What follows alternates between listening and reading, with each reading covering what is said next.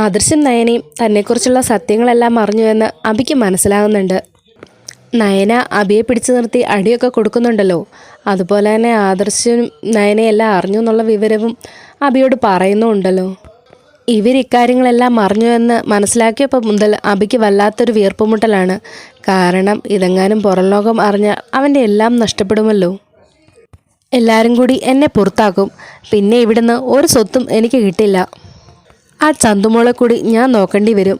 നവ്യ ഇവിടെ നിന്നെങ്ങാനും പിണങ്ങിപ്പോയാൽ പിന്നെ ഇവിടുന്ന് എനിക്ക് ഒരു സമ്പാദ്യവും കിട്ടില്ല. നവ്യയുടെ പേരിലാണ് ഞാനിപ്പോൾ പിടിച്ചു നിൽക്കുന്നത് എന്നൊക്കെ അബി ഇങ്ങനെ ചിന്തിക്കുന്നുണ്ട്. അങ്ങനെയായാൽ പറ്റില്ല. അനന്തപുരിയിലെ സർവ്വ സ്വത്തുകളും എനിക്ക് വേണം. അതിന് തടസ്സമായി ആ ചന്തുമോൾ ഇവിടെ ഉണ്ടാകാൻ പാടില്ല എന്നൊക്കെ അബി ചിന്തിക്കുകയാണ്. അങ്ങനെ ചന്തുമോളെ എന്തെങ്കിലും ചെയ്യണമെന്നുള്ള ഉദ്ദേശത്തോടു കൂടി അബി അനന്തപുരിയിലേക്ക് എത്തുന്നുണ്ട്. ഈ സമയത്ത് ദേവയാനയാണെങ്കിൽ സ്കൂള് വിട്ട് വന്ന് ചന്തുമോളെ കുളിപ്പിച്ച് ഫുഡൊക്കെ കൊടുത്ത് അവളെ ഉറക്കാൻ കൊണ്ട് കിടത്തിയിരിക്കുകയാണ്. അങ്ങനെ ചന്തുമോൾ അവിടെ കിടന്നുറങ്ങുന്നത് അബി വന്ന് കാണുന്നുണ്ട്. അബിയെ കണ്ടതും ദേവയാനി ചോദിക്കുന്നുണ്ട്, ആഹാ, നീ ഇന്ന് നേരത്തെ വന്നോ? അതെ അമ്മായി, വല്ലാത്ത തലവേദന, അതുകൊണ്ട് ഞാൻ ഇച്ചിരി നേരം കിടക്കാമെന്ന് കരുതി നേരത്തെ വന്നതാ. അല്ല, ചന്തുമോൾ എന്താ ഇപ്പോൾ ഉറങ്ങുന്നത്? സ്കൂള് വിട്ട് വന്നതല്ലേ, നല്ല ക്ഷീണം കാണും, ഞാൻ ഇന്ന് കുളിപ്പിച്ചുറക്കിയതാ. അങ്ങനെ അബി അവിടെ നിന്ന് പോകുന്നുണ്ട്. അബിയാണെങ്കിൽ ദേവയാനി ചന്തുമോണ്ടായിരിക്കുന്നതെന്ന് മാറുന്നതും നോക്കി മാറി ഇങ്ങനെ നിൽക്കുകയാണ്. അങ്ങനെ ദേവയാനി പോയതിന് ശേഷം ചന്തുമോൾ ഇറങ്ങുന്ന റൂമിലേക്ക് പതിയെ പതിയെ അബി എത്തുന്നുണ്ട്. അബി ഇതേപോലെ നേരത്തെ പോയിട്ടുണ്ടെന്ന് മാനേജർ വിളിച്ച് ആദർശിനോട് പറയുന്നുണ്ട്. ആ, അവൻ പണ്ടേ അങ്ങനെ നേരത്തും കാലത്തൊന്നും വരത്തും പോത്തൊന്നുമില്ല, അതുകൊണ്ട് അതിനെപ്പറ്റി ഒന്നും മൈൻഡ് ചെയ്യണ്ട എന്ന് ആദർശ് പറയുന്നുണ്ട്. നിങ്ങളൊന്ന് ശ്രദ്ധിച്ചാൽ മതിയെന്നും ആദർശ് പറയുന്നുണ്ട്. നയന ചോദിക്കുന്നുണ്ട്, എന്താ ആദർശ് ചേട്ടാ, മാനേജർ എന്തിനാ വിളിച്ചത്? അത് അബി ഇന്ന് നേരത്തെ പോയിന്ന്, എന്തൊക്കെയോ ടെൻഷനിലാണ് അവൻ പോയതെന്ന്. നമ്മൾ രാവിലെ നല്ല 2 എണ്ണം കൊടുത്തില്ലേ, അതുകൊണ്ടായിരിക്കും. നമ്മൾ സത്യമെല്ലാം അറിഞ്ഞു എന്നുള്ളത് അവന് മനസ്സിലായില്ലേ, അതിൻ്റെ വെപ്രാളത്തിലായിരിക്കും അവൻ പോയത്. ആദർശേട്ടാ, അവനെ നമ്മൾ നല്ലോണം പേടിക്കണം. ഈ ലോകത്ത് ചന്തുമോളുടെ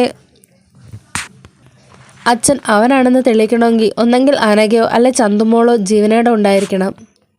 ചന്തുമോളും അനഘയും ജീവനോടുള്ളിടത്തോളം കാലം ഈ സത്യം പുറം ലോകം അറിയുമെന്ന് അവനൊരു പേടി കാണും.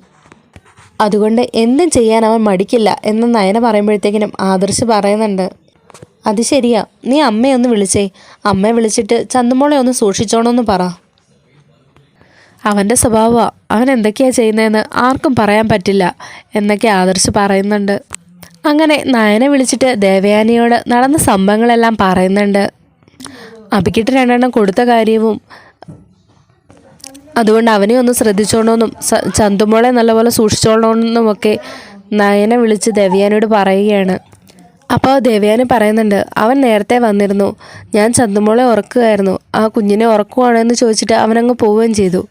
ആണോ അമ്മേ? എന്നാലും അമ്മ പോയി ഒന്ന് ചന്തുമോളെ നോക്കിയാരേ. അമ്മ കുഞ്ഞിനിരിക്കാന്ന് മാറുകയും വേണ്ട, അവിടെ തന്നെ നിന്നു, എനിക്ക് നല്ല പേടിയുണ്ട്. ശരി മോളെ, ശരി മോളെ, ഞാൻ ഇപ്പം തന്നെ നോക്കാം എന്നും പറഞ്ഞ് ദേവയാനി ചന്തുമോളുടെ റൂമിലേക്ക് പോകുന്നുണ്ട്. ഈ സമയത്താണെങ്കിൽ അബി പതിയെ തലാണി എടുത്ത് ചന്തുമോളുടെ അരികിലേക്ക് വരികയാണ്. ആ ഉറങ്ങിക്കിടക്കുന്ന പൊന്നുമോളുടെ മുഖത്ത് നോക്കി അബി പറയാണ്, നീ ഒരുത്തി ജീവിച്ചിരുന്നാലേ നിൻ്റെ അച്ഛൻ ഞാനാണെന്ന് പുറംലോകം പറയുള്ളൂ. പിന്നെ നിൻ്റെ അമ്മ, അവൾ ഇനി ഒരിക്കലും എഴുന്നേക്കാൻ പോകുന്നില്ല. അവളൊന്ന് ചലിച്ചാൽ ആ നിമിഷം അവളെ തീർക്കാൻ ഞാൻ അവിടെ ആളെ സെറ്റാക്കിയിട്ടുണ്ട് എന്നും പറഞ്ഞുകൊണ്ട് അബി തലാണിയുമായി ചന്തുമോളുടെ അരികിലേക്ക് പോവുകയാണ്. പെട്ടെന്നായിരിക്കും നമ്മുടെ ദേവയാനി വന്ന് കതവ് തുറക്കുന്നത്. പെട്ടെന്ന് അബി ഞെട്ടിപ്പോകുന്നുണ്ട്. ദേവയാനി ചോദിക്കുന്നുണ്ട്, നീ എന്താ അബി ഇവിടെ? അത് പിന്നെ അമ്മായി, എൻ്റെ വാച്ച് ഇവിടെ കാണാതെ പോയി, അത് തപ്പുമായിരുന്നു. ഇതതിന് എൻ്റെ മുറിയല്ലേ, ഇവിടെ എങ്ങനെ നിൻ്റെ വാച്ച് വരുന്നത്? ഞാനിപ്പോൾ ചന്തുമോളെ ഉറക്കിയിട്ട് അങ്ങോട്ട് പോയതല്ലേ ഉള്ളൂ. അതെ, ഞാൻ ഇന്നലെ എൻ്റെ വാച്ച് എവിടെ ഊരി വെച്ചു. ഈ കുട്ടിയെങ്ങാനും അത് ഇവിടെങ്ങാനും കൊണ്ടിട്ടോ എന്നറിയാൻ വേണ്ടി വന്ന് നോക്കാൻ വന്നതാ. ചന്തുമോൾ അങ്ങനെ ആരുടെയും ഒരു സാധനം എടുക്കാറില്ല.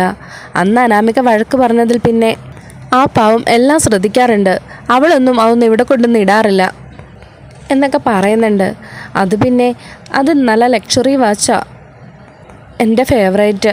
എവിടെയാണെന്ന് കണ്ടില്ല, ഇനി കുട്ടിയെങ്ങാനും എടുത്തോ എന്നറിയാമെന്നുള്ള സംശയത്തിന് മാത്രം ഞാൻ വന്ന് നോക്കിയെന്നേ ഉള്ളൂ.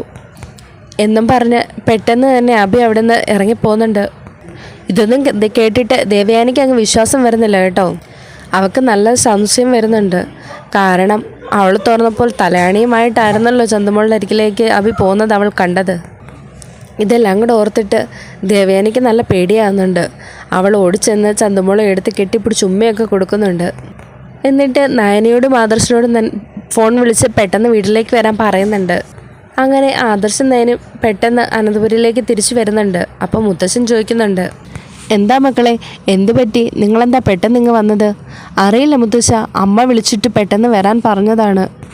അങ്ങനെ മുത്തശ്ശനും മുത്തശ്ശിയും ദേവയാനിയും നയനയും ആദർശം കൂടി ദേവയാനിയുടെ റൂമിലേക്ക് പോകുന്നുണ്ട്.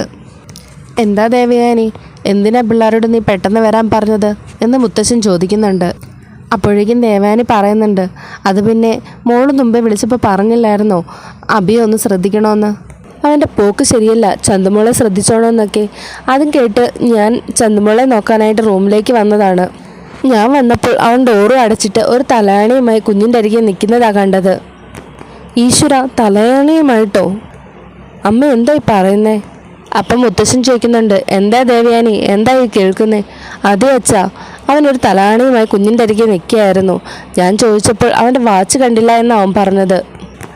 നിൻ്റെ വാച്ച് ഇവിടെയാണോ വെച്ചേക്കുന്നതെന്ന് ഞാൻ ചോദിച്ചപ്പോഴത്തേനും അതവൻ്റെ ലക്കി വാച്ചാണെന്നും അത് ഈ കുട്ടിയെങ്ങാനും ഇവിടെങ്ങാനും കൊണ്ടിട്ടോ എന്നാണ് അവൻ നോക്കുന്നതെന്നുമാണ് അവൻ എൻ്റെ അരികെ പറഞ്ഞത്. എൻ്റെ പൊന്നമ്മേ, അവനെ ഒരു കാരണവശാലും വിശ്വസിക്കരുത്. അവന് കക്കാനും അറിയാം, നിൽക്കാനും അറിയാം എന്നൊക്കെ നയന പറയുന്നുണ്ട്. മുത്തശ്ശനാണെങ്കിൽ പറയുന്നുണ്ട്, ഇവനെ ഇങ്ങനെ വിട്ടാൽ ശരിയാവില്ലല്ലോ, നമുക്ക് നന്ദുവിൻ്റെ ഒരു കേസ് കൊടുക്കാം. പോലീസുകാർ കൊണ്ടുപോയി നല്ലപോലെ തല്ലി നല്ലപോലെ പാഠം പഠിപ്പിക്കട്ടെ. അപ്പം മുത്തശ്ശി ചോദിക്കുന്നുണ്ട്, അവനെ എന്തും പറഞ്ഞ് നമ്മൾ അറസ്റ്റ് ചെയ്യിപ്പിക്കും? ആദ്യം നന്ദുമോൾ ഇങ്ങോട്ട് വരട്ടെ, എന്നിട്ട് നമുക്ക് പറയാം എന്നും പറഞ്ഞ് നന്ദുവിനെ മുത്തശ്ശൻ വിളിച്ചു വരുത്തുന്നുണ്ട്. നന്ദുവിനെ കണ്ടപാടെ അനാമിക പയ്യെ വലിയുന്നുണ്ട് കേട്ടോ. എന്തായാലും SI അല്ലേ, ഒന്ന് കിട്ടിയാലും തരക്കേടില്ല. അതുകൊണ്ട് തന്നെ അനാമിക അവിടെ നിന്ന് എസ്കേപ്പായി പോകുന്നുണ്ട്. ഈ സമയത്ത് നന്ദു വന്നിട്ട് അഭിയെ വിളിക്കുന്നുണ്ട്. അപ്പം ജലജ ചോദിക്കുന്നുണ്ട്, നീ എന്തിനാടി എൻ്റെ മോനെ വിളിക്കുന്നേ? എടി പൊടിയെന്നൊക്കെ നിൻ്റെ വീട്ടിലുള്ളവരെ വിളിച്ചാൽ മതി, എന്നെ വിളിക്കേണ്ട. ഞാൻ രസിയ, എന്നെ മേഡം എന്ന് വിളിച്ചോണം, മനസ്സിലായല്ലോ എന്ന് ജലജയോട് പറയുന്നുണ്ട്.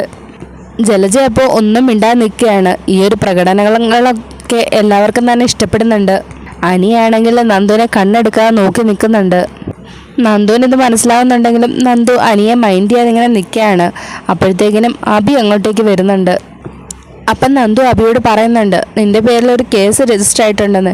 എൻ്റെ പേരിലോ? കേസോ? എന്ത് കേസ്? ആര് തന്നു എന്നൊക്കെ അഭി ചോദിക്കുന്നുണ്ട്. അപ്പോൾ നന്ദു പറയുന്നുണ്ട്, കേസ് കിട്ടിയത് ഇവിടെ നിന്നൊക്കെ തന്നെയാണ്, പക്ഷെ ആരാന്ന് പറയാനിപ്പോൾ എനിക്ക് സൗകര്യപ്പെടുകയല്ല. പിന്നെ നീ ചന്തുമോളെ ഉപദ്രവിക്കുന്നുണ്ടെന്നും പറഞ്ഞാണ് കേസ്.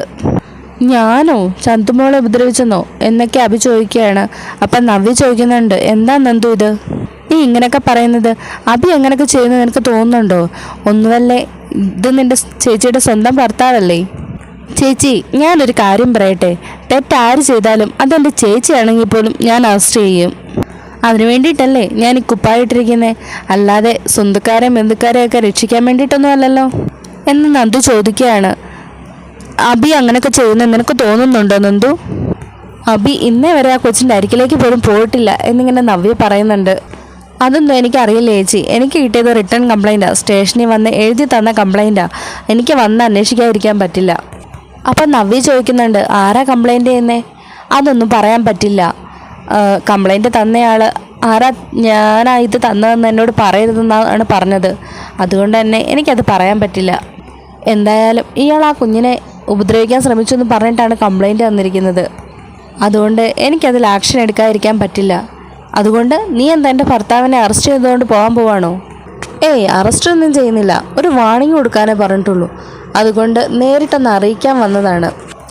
ഇങ്ങനെ ഒരു കേസ് ഉള്ളത് കൊണ്ട് തന്നെ ആ കുട്ടിക്ക് എന്ത് സംഭവിച്ചാലും അറസ്റ്റ് ചെയ്യാൻ പോകുന്നത് അഭിയേട്ടനെ തന്നെ ആയിരിക്കും. ചന്തുമോളുടെ ദേഹത്തൊരു പോറലെങ്കിലും വീണ ആ സെക്കൻഡിൽ അഭിയെ അറസ്റ്റ് ചെയ്യും എന്നൊക്കെ നന്ദു പറയുന്നുണ്ട്. അഭിയേട്ടാ, ഞാനൊരു കാര്യം പറഞ്ഞേക്കാം, ഞാനൊരു SI ആണ്. അതുകൊണ്ട് തന്നെ എൻ്റെ ചേട്ടൻ അതൊന്ന് കണക്കാക്കാൻ എനിക്ക് സാധിക്കുകയില്ല. ചന്തുമോളുടെ ദേഹത്ത് ഒരു പോറലെങ്കിലും വീണാൽ അറസ്റ്റ് ചെയ്യാൻ പോകുന്നത് നിന്നെയായിരിക്കും. ജീവിതകാലം മൊത്തം പിന്നെ നീ ജയിലിൽ കിടക്കേണ്ടി വരും. ഈ ഒരു കേസ് ഇവിടെ അറിയിക്കാൻ വേണ്ടിയിട്ടാണ് ഞാൻ വന്നത്. ചേച്ചി ഞാൻ പോവുകയാണ് എന്നും പറഞ്ഞ് നന്ദു അവിടെ നിന്ന് പോകുന്നുണ്ട്. അഭിക്കപ്പോൾ കാര്യങ്ങളൊക്കെ മനസ്സിലായിട്ടുണ്ട്. താനപ്പോൾ ചന്തുമോളെ ഉപദ്രവിക്കാൻ പോയതാണെന്ന് അമ്മായിക്ക് മനസ്സിലായിട്ടുണ്ട്. അമ്മായി അത് എല്ലാവരിലും പറഞ്ഞിട്ടുണ്ടാവും. അതായിരിക്കും കേസ് കൊടുത്തത്. എന്തായാലും ഇവളെ സൂക്ഷിക്കണം. 5-6 ആണുങ്ങളെ വരെ എടുത്തിട്ട് അലക്കുന്നവളാ. എന്നെ എങ്ങാനും അറസ്റ്റ് ചെയ്ത് അകത്താക്കിയ ഇവളെന്നെ ഇഞ്ച പരുവാക്കും. അവൾക്ക് എന്നോട് നല്ല ദേഷ്യമുണ്ട് എന്നൊക്കെ അഭി മനസ്സിൽ ഓർക്കുന്നുണ്ട്.